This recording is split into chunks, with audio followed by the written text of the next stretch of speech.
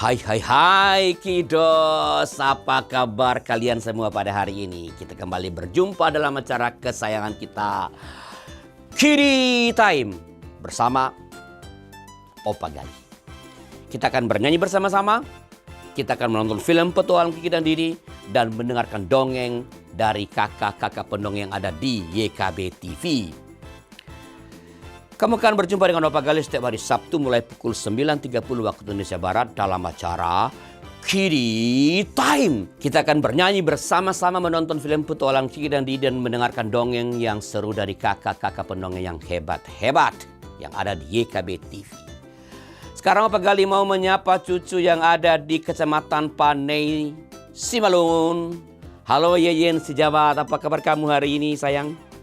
Opa berharap kamu sehat-sehat, kamu juga anak yang rajin belajar, rajin berdoa, rajin baca kitab suci, rajin ke sekolah minggu, dan tentu saja rajin menonton acara Kiddy Time. Oke, bila kamu mau disapa oleh Opa Gali di acara ini, minta mama atau papa untuk mengirimkan nama kamu ke nomor 081281889191 dengan format yang ada dalam layar kaca.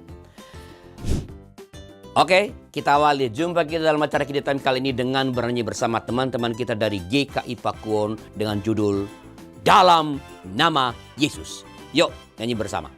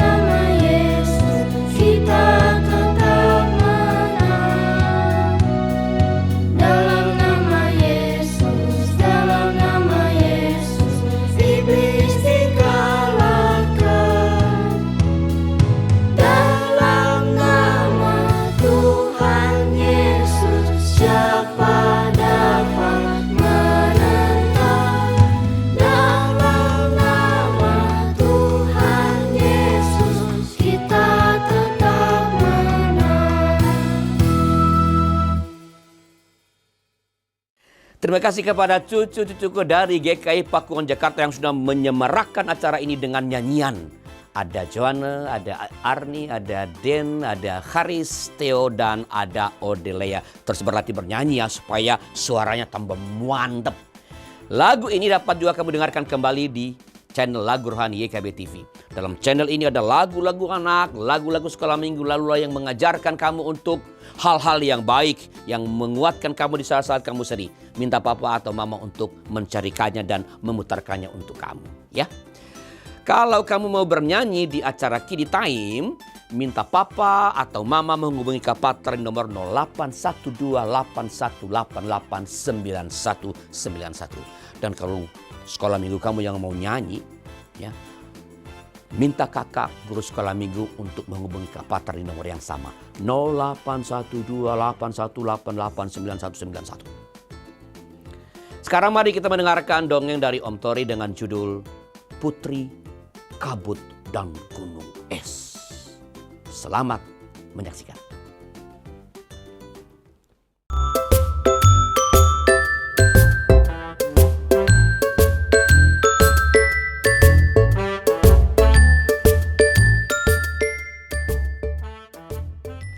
Shalom semuanya, adik-adik yang manis, adik-adik yang cakep tentunya ya, dan cantik. Wah, kayak Dondon yang cakep. Iya, kayak aku yang ganteng ya. Benar sekali. Jumpa lagi ya di YKB Mendongeng bersama Om Tori dan Dondon tentunya. Ayo dong Om Tori, cepat cerita. Nah, Dondon sudah tidak sabar. Bagaimana dengan adik-adik? Sudah tidak sabar belum? Kali ini Om Tori mau mendongeng dengan judul Putri Kabut dan Gunung Es. Bagaimana ceritanya? Ya, selamat menyaksikan ya. Dengar baik ya adik-adik ya. Dahulu kala di negeri bernama Lantara, hujan datang setiap musim dengan teratur.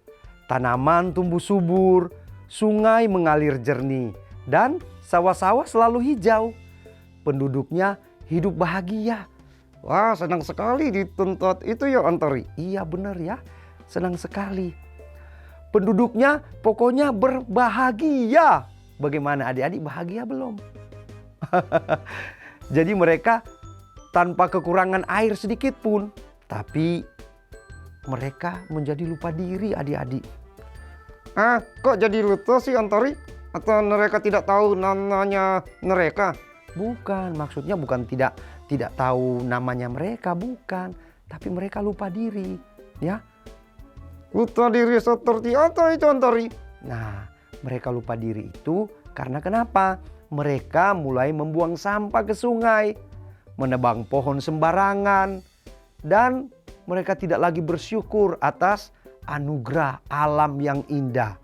Hingga suatu hari hujan berhenti turun adik-adik.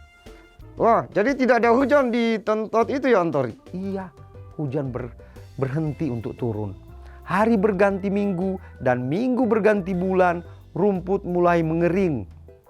Sungai menyusut jadi aliran kecil dan ladang menjadi tanah yang pecah-pecah karena kering adik-adik. Kenapa hujan tidak pernah turun lagi? Keluh seorang ibu petani.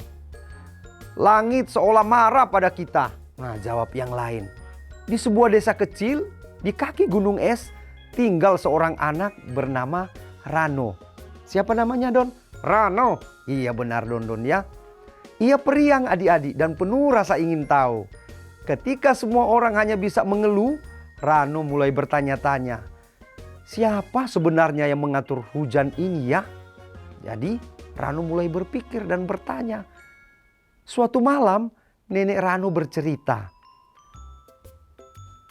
Nenek? Iya, Nenek Rano bercerita kepada Rano. Karena kan Rano mulai bertanya kenapa hujan tidak turun di desa mereka. Oh iya. Lalu cerita nenek bagaimana Om Tori? Nah, Dondon dengar. Dulu hujan dibawa oleh Putri Kabut. Ia tinggal di puncak gunung es. Tempat paling tinggi dan dingin di Lantara atau desa mereka itu. Ia baik hati, tapi sangat mencintai alam juga. Jika manusia menyakiti bumi, ia akan pergi. Wah, mungkin karena manusia itu sehingga dia pergi. Benar, adik-adik. Rano termenung, lalu ia bertanya, bisakah aku menemuinya? Neneknya terdiam sejenak. Kalau kamu cukup berani dan tulus, mungkin kamu bisa menemuinya. Jadi adik-adik, keesokan harinya tanpa banyak bicara, Rano membawa bekal sederhana dan mendaki gunung es. Angin bertiup kencang, salju menutupi jalur yang dia akan lewati. Tapi adik-adik, Rano tidak menyerah. Wah, kedinginan dong si Rano itu Om Tori. Iya, tapi dia tidak menyerah. Di tengah badai, ia terjatuh. Tangannya terluka adik-adik dan tubuhnya mulai kedinginan dan menggigil. Tapi dia tidak menyerah. Dia tetap bangkit. Dan dia berkata, ini bukan untukku, tapi ini untuk semua orang. Karena dia sudah bertekad, Don, dia harus pergi ke atas, ke puncak. Dan akhirnya, Don, apa yang terjadi? Dia sampai di puncak. Udara di sana sunyi dan dingin, seperti tidak ada kehidupan. Tapi adik-adik, dari balik kabut tebal muncul sosok perempuan muda bergaun putih. Siapa itu, Ontori? Ih, nenek sihir kali, Ontori. Bukan, Don. Masa nenek sihir? Bukan, Don. Dia berambut panjang yang bergerak seperti awan. Aku Putri Kabut. Wah, ini nih si Putri itu ya? Iya. Suaranya bergema lembut namun tegas. Kenapa kau datang? Rano menunduk dan berkata, kami telah salah. Kami serakah dan melukai alam. Tapi aku ingin berubah. Aku ingin semua orang sadar. Tolong beri kami kesempatan, Putri. Wah, pintar juga ya si Rano. Dia merendahkan diri ya. Dan meminta maaf untuk kesalahan rakyat yang ada di desanya. Iya, benar sekali, Don. Nah, Putri Kabut terdiam. Matanya menatap jauh ke arah lembah. Kata Putri Kabut, aku bisa membawa hujan. Tapi itu bukan solusi. Jika manusia tidak berubah, semua akan sia-sia. Apa kau bisa menjanjikan itu? Rano mengangguk dengan mata berkaca-kaca. Aku akan memulai dari diriku. Aku akan ajak semua anak-anak, semua orang. Kami akan menanam pohon, membersihkan sungai, dan menjaga bumi bersama-sama. Jadi Rano memohon kepada Putri Kabut itu ya. Nah, Putri Kabut mendekat menyentuh pundak Rano. Kau kecil tapi keberanianmu besar, maka aku percaya kepadamu. Jadi Putri tadi percaya, Don, kepada Rano yang sudah memohon. Dan dia melihat hati Rano yang tulus ya, dan keberaniannya ya. Keesokan harinya adik-adik, langit mendung untuk pertama kali dalam setahun. Rano turun dari gunung, tubuhnya lelah, tapi hatinya bersemangat. Ia mengumpulkan anak-anak di desanya dan mulai mengajak mereka untuk menanam pohon. Ayo teman-teman, kita harus menanam pohon. Wah, Rano semangat walaupun dia sudah lelah dan capek. Tapi dia mengajak teman-teman yang ada di desa itu. Don. Wah, hebat ya si Rano. Iya. Nah, orang dewasa pun akhirnya ikut adik-adik. Mereka membersihkan sampah, membuat lubang biopori, dan mulai hidup lebih selaras dengan alam. Dan tepat seminggu kemudian, apa yang terjadi? Aku tahu Ontori. Apa coba yang terjadi? Hujan turun. Wah, benar sekali. Hujan pertama turun adik-adik. Perlahan tapi lembut. Tanah menghitam lagi karena menikmati air hujan adik-adik. Sungai pun mengalir. Burung-burung kembali bernyanyi dengan merdu. Dan suasana desa kembali lagi seperti dahulu kala. Karena desa itu sudah menikmati keindahan atau menikmati berkat daripada apa yang sudah diberikan oleh Putri Kabut tadi, ya. Yang akhirnya datanglah hujan, ya, dan membuat desa itu kembali segar, ya. Jadi dengan keberanian dari siapa tadi? Don? Si Rano. Benar sekali ya. Jadi adik-adik, alam bukan milik kita. Ya, kita harus perlu tahu itu. Alam itu bukan milik kita, tetapi itu adalah titipan, ya. Jadi kita harus benar-benar menjaganya. Itu adalah titipan yang Tuhan berikan buat kita adik-adik. Jadi kita jangan sembarangan, ya. Kita nggak boleh buang sampah sembarangan. Kalau kita buang sampah, bisa-bisa jadi banjir deh. Oh iya, benar sekali ya. Nah, kalau kita mau kepingin supaya perubahan bisa terjadi, tidak harus dengan yang besar-besar, tapi kita memulai dari hal kecil dengan hati yang tulus ikhlas dan konsisten. Yang pasti harus konsisten adik-adik ya, supaya terlihat perubahan itu terjadi. Ya Dondon ya. Oke deh Antari, senang sekali bisa mendengar Antari mendongeng kali ini.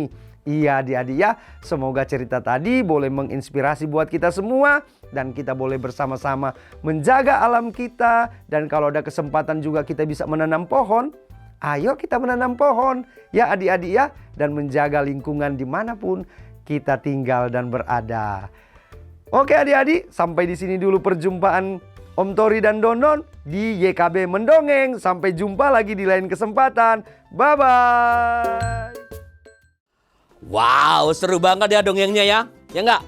Dan Rano keren luar biasa. Keren luar biasa. Ia berani mendatangi Putri Kabut.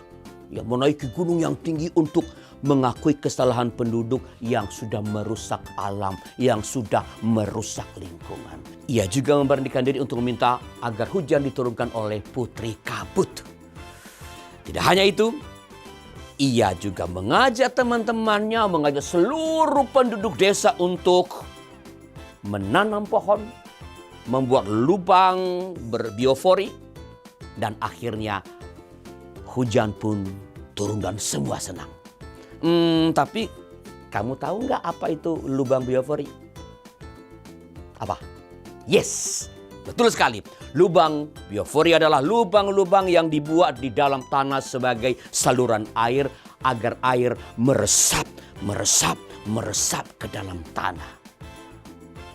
Cucu-cucuku sayang, kita perlu menjaga alam sekitar kita. Sebab alam adalah ciptaan Tuhan yang menopang kehidupan kita. Oke, sekarang mari kita siap menonton film Petualang Kiki dan Didi. Namun sebelum itu kita nyanyikan dulu ya. Kita nyanyi dulu. Kali ini bersama dengan Felicia Graciela dari GKI Kepadudi dengan judul Seluruh Dunia Ciptaan Tuhan. Yuk nyanyi bersama.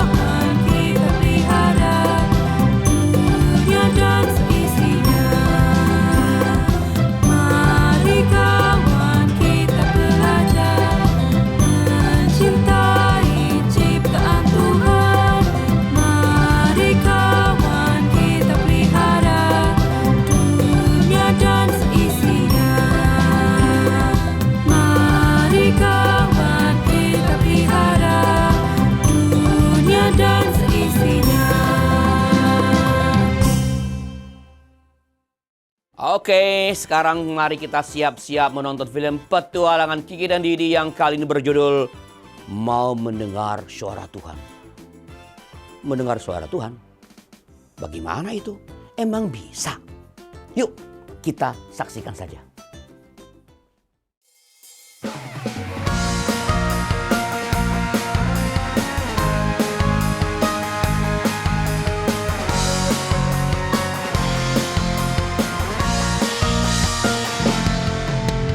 Hormat pada orang tua, menyayangi binatang, rajin ke sekolah.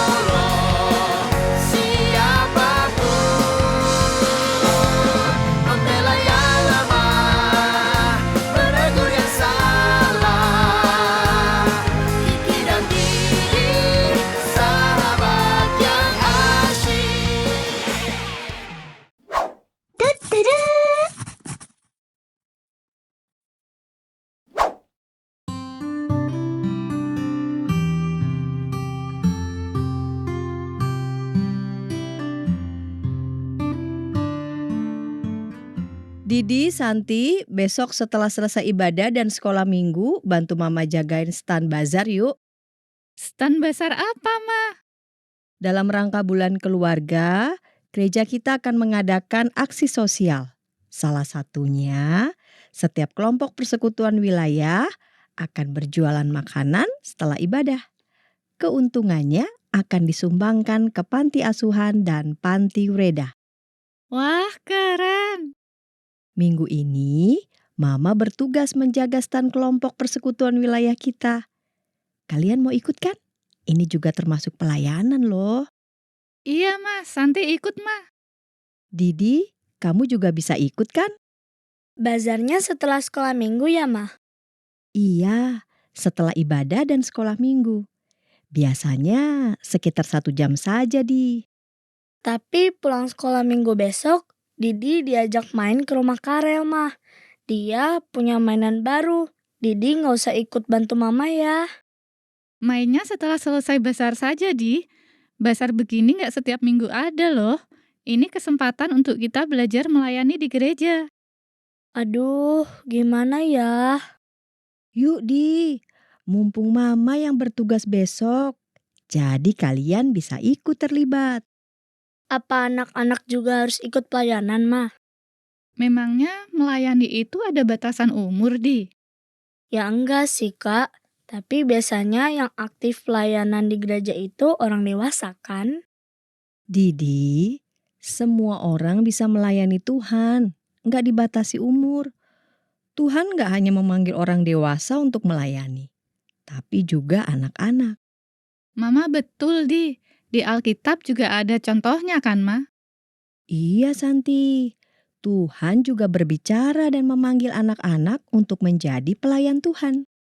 Apa Tuhan juga bicara sama anak-anak, Ma? Iya, Di.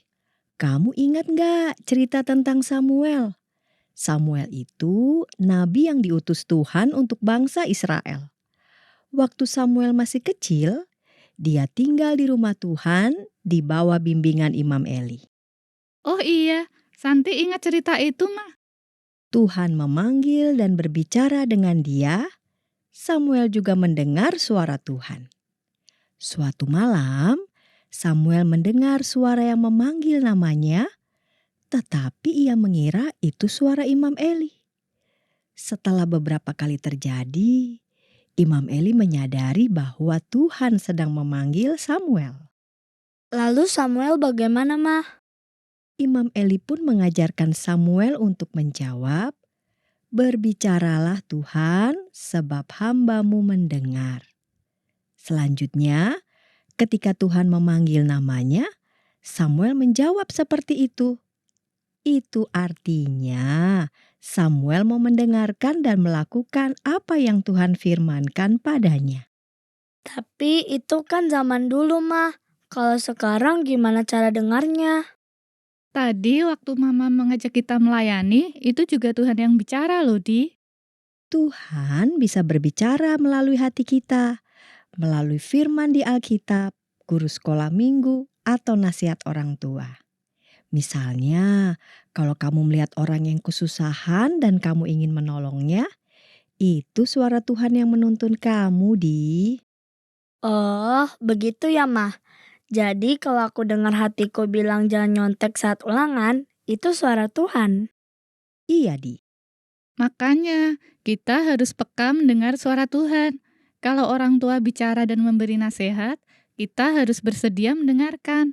Kalau diajak Mama melayani di gereja, harusnya kita mau dong. Baiklah, Ibu Pendeta Santi. Malah ngeledek nih. Bercanda, Kak.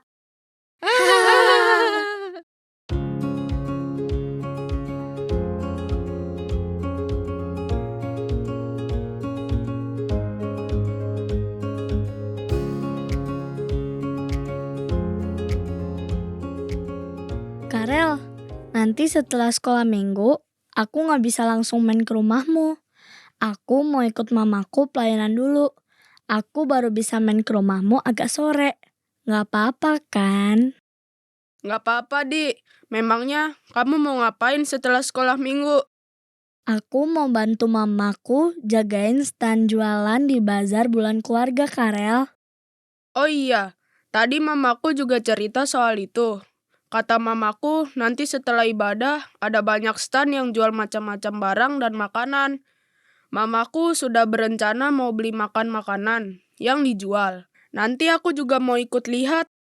Iya, mamaku juga bilang begitu. Nanti ada bazar setelah ibadah untuk aksi sosial bulan keluarga. Aku diajak mamaku bantu jaga stand jualannya kelompok persekutuan wilayah kita, Ki. Asik dong, Di. Kamu bisa ikut jagain stand. Mamaku tugas jagain stand minggu depan. Aku mau ikutin bantu kayak kamu ah. Hari ini aku mau lihat-lihat dulu. Wah, kalian mau lihat bazar juga ya? Ternyata kamu juga nggak langsung pulang dan mau belanja dulu, Karel. Untung aja aku nurut sama mamaku untuk ikut bantu jagain stand. Memangnya tadi kamu gak mau, Di? Iya, tadinya aku nggak mau. Aku bilang habis sekolah minggu aku mau main ke rumah Karel. Hehehehe, aku kan kemarin nggak tahu kalau selesai sekolah minggu, mamaku mau ngajak aku lihat bazar, Di. Itulah keuntungannya nurut sama orang tua ya, Di. Nasihat orang tua memang benar. Iya, Ki. Didi, Karel, sekolah minggu sudah mau dimulai nih. Yuk kita masuk dulu.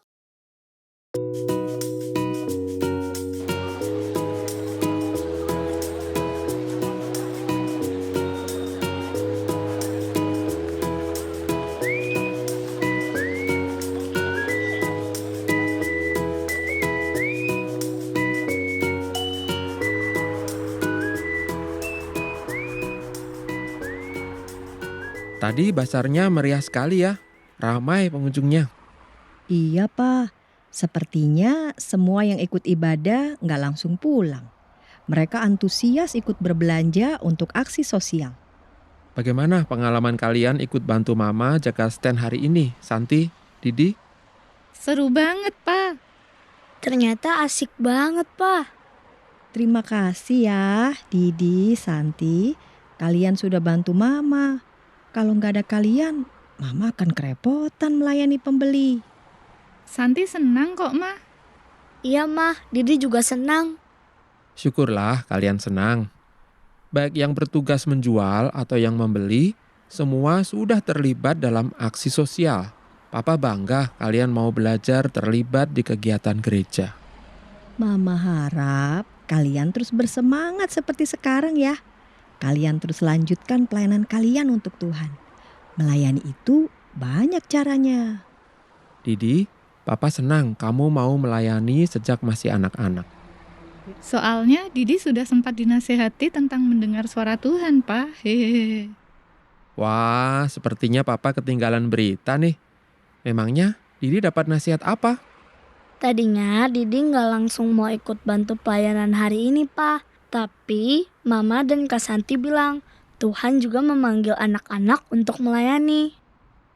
Kemarin Mama kasih contoh dari kisah Nabi Samuel, Pak. Awalnya Samuel juga belum tahu kalau itu adalah suara Tuhan. Tapi Imam Eli membantunya untuk bersedia mendengarkan suara Tuhan. Yang Mama dan Kak Santi bilang itu benar, Di. Meskipun masih anak-anak, kamu harus belajar mendengar suara Tuhan. Tuhan berbicara kepada anak-anak yang mau mendengarnya. Iya, Pak. Itulah kenapa kita harus rajin berdoa dan baca Alkitab, supaya kita semakin bisa mendengar suara Tuhan. Mendengar suara Tuhan berarti juga bersedia menaati perintahnya dalam kehidupan setiap hari.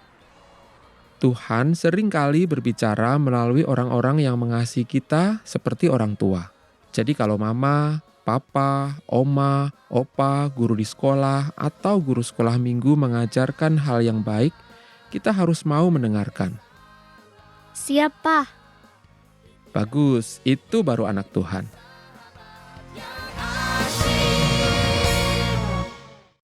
Oh gitu. Ternyata kita bisa mendengarkan suara Tuhan dengan membaca Alkitab, mendengarkan nasihat orang tua, nasihat guru sekolah minggu. Jadi kalau kita mau mendengarkan suara Tuhan, kita harus rajin membaca kitab suci. Yuk, kita menyanyikan lagu Membaca Kitab Suci Tiap Hari bersama Kiana Lekeisha Meisi Silalahi. Yuk nyanyi bersama.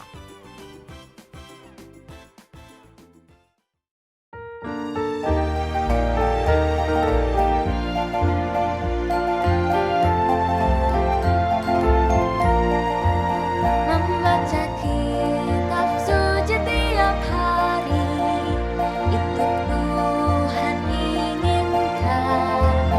Membaca kitab suci tiap hari, memberi kekuatan. Mari kawan rajin membaca firman, selain pelajaran di sekolah, agar kita tumbuh dengan sempurna, tambah pandai dan disayang Tuhan.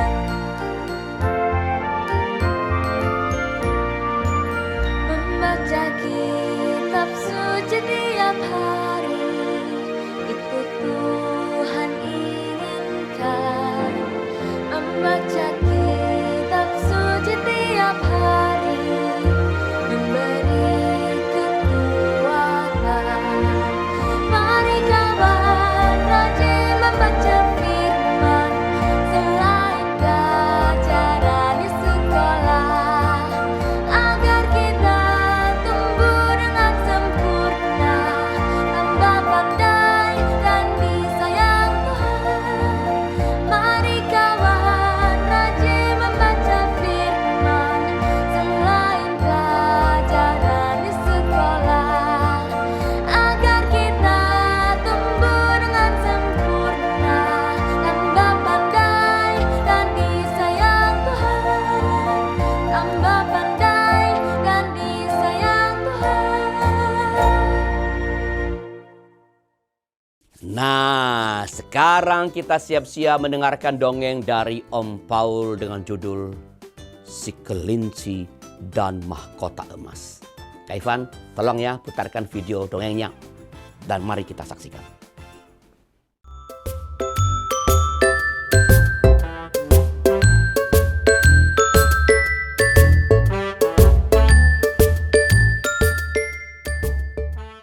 Halo, berjumpa kembali dengan Om Paul. Wah, Om Paul kangen sekali nih dengan kalian semuanya. Kalian pasti sudah nunggu-nunggu dengerin cerita di program YKB Mendongeng. Nih adik-adik, nggak biasanya kan Om Paul pakai topi seperti ini nih ya. Ini namanya udeng nih. Ada hiasan cat emasnya. Keren kan? Wah, tambah keren, tambah cakep nih. Wih, wah. Nggak miring kan? Iya, hari ini Om Paul mau bawakan satu kisah yang berjudul Si Kelinci dan Mahkota Emas. Kayak topinya Om Paul nih, ada warna-warna emasnya. Om Paul aja dapat topi ini seneng banget, apalagi kelinci yang sedang memperjuangkan untuk dapat mahkota emas. Nah, sebelum kita dengerin kisahnya, kita mau kenalan dulu nih di dalam cerita ini. Ada siapa saja? Nah, yang pertama kita berkenalan dengan si Lilo. Lilo kelinci kecil yang pandai melompat. Tapi mudah sekali jatuh dalam dosa kesombongan. Tara. Tara itu kura-kura yang tenang dan bijak. Kalau kura-kura itu kan nggak terlalu nggak terlalu usil kan karena pelan. Nah, siapa yang pernah lihat kura-kura? Jalannya pelan-pelan kan? Nah, ada Gogo. Gogo ini yang binatang yang begini nih. Siapa ya kira-kira ya? Iya, Gogo adalah anak bukan monyet. Dia anak gorila yang kuat tapi baik hati. Dan yang terakhir adalah ratu hutan. Kalau ratu semua pasti akan membayangkan perempuan yang cantik, yang apa. Tapi ini kan cerita binatang. Ya, ratu hutan ini adalah harimau putih yang bijaksana. Harimau putih tapi bukan jantan. betina.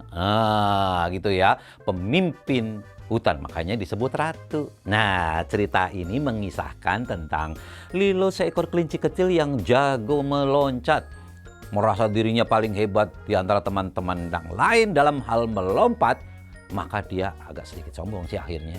Nah, ketika ratu hutan mengadakan lomba untuk pemenang kejuaraan hewan teladan. Hewan teladan artinya binatang-binatang yang bisa dijadikan contoh. Lalu dia tampil di antara teman-temannya. Lilo yakin dialah yang akan menang karena dia banyak kehebatannya. Namun dalam perjalanan menjalani tantangan si ratu ini, ada satu peristiwa penting yang akhirnya mengubah semua binatang yang di sana, termasuk si Lilo. Bagaimana kisahnya? Siapkan diri kalian, tatap kamera atau televisi kalian atau HP kalian, saksikan kisah ini. Iya. Jadi pertama ini ceritanya, kisah ini dimulai di suatu padang rumput. Nampak Lilo melompat-lompat sambil tertawa-tawa ingin menunjukkan kebolehannya. Lalu dia berkata teriak-teriak, "Hei teman-teman, lihat aku! Aku sudah berlatih sekian lama. Lihat, aku bisa meloncat paling tinggi. Aku pasti menang mengikuti lomba hewan teladan kali ini." Tara yang melihat hal itu tersenyum dan dia berkata, "Kau memang hebat, Lilo. Tapi jangan lupa, lomba ini bukan hanya soal cepat atau tinggi melompat." Lilo mengibaskan telinganya. "Tara, kamu lupa, aku ini bintang hutan ini. Siapa lagi kalau bukan aku yang menang?" Lalu singkat cerita nih adik-adik, di tengah hutan saat itu lomba pun segera dimulai. Ratu hutan dengan penuh wibawa. "Hari ini kalian semua akan diuji. Bukan hanya kekuatan saja, tapi juga kebaikan dan kebijaksanaan." Gogo mengangkat kedua tangannya. Aku siap Ratu Hutan." Lilo tersenyum lebar. "Bagaimanapun juga hebatnya kalian, aku pasti menang dengan mudah." Dan akhirnya pertandingan pun dimulai. Mereka harus melewati jalan yang terjal berbatu. Dengan senyum merasa dirinya paling hebat dan bisa melewati batu-batu terjal runcing. Maka dia pun lari meninggalkan teman-temannya. Lilo berteriak dari jauh, "Hai, udah aku bilang, sudah sana pulang saja. Kalian terlalu lambat." Lalu dia pun berbalik dan melompat dan karena ingin menunjukkan kebolehannya adik-adik, dia melompat di luar dari kemampuannya. Artinya apa? Tidak diperhitungkan lagi. Tuh lihat, orang kalau sombong, siapapun itu, kadangkala kesombongannya itu menjatuhkan dirinya sendiri. Ingat itu. Nah, tiba-tiba Lilo pun tersandung dan kakinya, aduh, gak bisa buat jalan. Dia gak bisa lompat lagi. Aduh, kakiku. Nah itu tuh, gara-gara sombong tuh. Makanya jangan deh adik-adik ya, gak boleh sombong-sombong gitu. Gogo si gorila, dia berkata, "Lilo, kamu baik-baik saja." Om Paul berpikir, kenapa si Gogo mau-maunya nyamperin si Lilo? Bukankah itu sedang mencari orang binatang yang hebat, yang bisa menjuarai lomba? Mereka sedang berkompetisi loh adik-adik. Kenapa malah Gogo nyamperin nanyain gimana kabarnya si Lilo? Lilo merintih. Kakiku sakit, aku tidak bisa jalan, Gogo. Tara yang lewat, yang harusnya juga bisa kencang pergi meninggalkan mereka, nyamperin juga. Heran Om Paul. "Jangan khawatir, kami akan bantu kamu." Lalu Gogo di antara binatang yang lain itu kan yang paling kuat tuh adik-adik. Ya kan? Dia pegang si Lilo, lalu dia angkat, lalu dia pun berjalan sambil menggendong si Lilo. Tara memimpin jalan. Berarti kalau begitu Tara di mana? Di depan dong, ya kan? Betul nggak? Tara di depan. Mereka berjalan menuju garis terakhir, garis finish. Sampailah mereka mendekati garis finish. Di sana sudah ada Ratu Hutan. Ratu Hutan berkata, "Wow, kalian datang bersama. Lilo, apa yang terjadi denganmu?" Lilo menunduk malu. Aku terlalu cepat dan berusaha untuk memamerkan kehebatanku. Dan aku tidak hati-hati. Dan aku jatuh. Kakiku tidak bisa untuk berjalan. Tapi Tara dan Gogo, mereka menolongku. Aku harusnya kalah dan mereka yang menang. Aku minta maaf karena sombong. Terima kasih. Terima kasih Tara. Terima kasih Gogo. Ratu Hutan itu pun berkata kepada semua binatang yang ada di situ, "Hari ini kalian bertiga adalah pemenangnya. Karena kalian telah menunjukkan kerendahan hati dan mau saling tolong menolong. Itulah hewan teladan yang sesungguhnya." Oh, ternyata itu alasannya kenapa bukan Tara yang lebih dulu yang jadi juara. Bukan Gogo yang harusnya menggendong itu juara. Karena mereka bisa hidup saling tolong menolong. Om Paul jadi ngerti. Kalian pasti paham kan? Jadi pesan dari kisah ini adalah kerendahan hati lebih berharga daripada menjadi yang paling hebat. Om Paul ulangi. Kerendahan hati lebih berharga daripada menjadi yang paling hebat. Saat kita rendah hati dan mau menolong orang lain, kita akan menjadi sahabat sejati dan memberi contoh teladan yang baik bagi semua orang. Jadi mulai hari ini jadilah anak-anak yang rendah hati. Setuju?